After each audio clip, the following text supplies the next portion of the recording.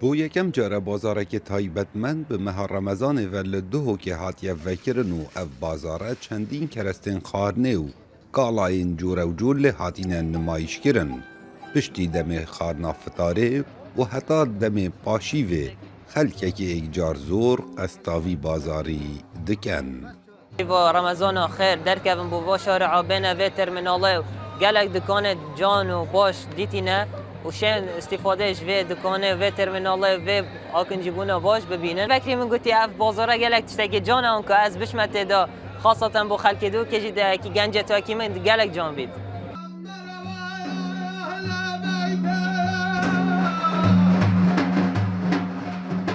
مدیحên ayinî li vî bazarî dihêne gotin digel lêdana defê bi dengê derwêşekê xurt.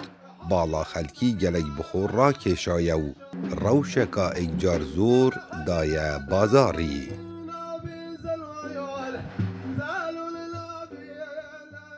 Lê dest avêjina defê û salavat hat bêjin û xelkekî tên pêşwaziya me jî dikin û berê xwe de me bêjin tiştekî gelek ciwan e û tiştê wisa jî em hezkên hebîtin.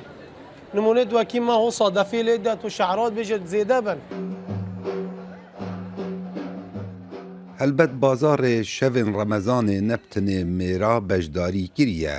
Rêjeka zor ji kiç û jinan beşdarî vî bazarî bûyne û gala û kerestên xwe difiroşin.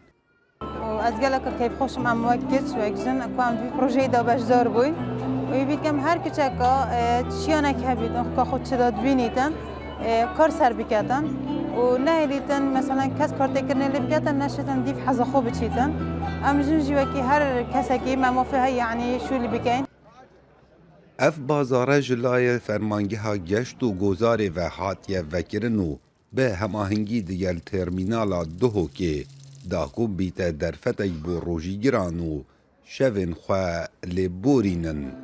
Çil kompaniyan beşdarî evî bazarî bûyne û galayên xwe nimayişkirîne ji bo bikiran.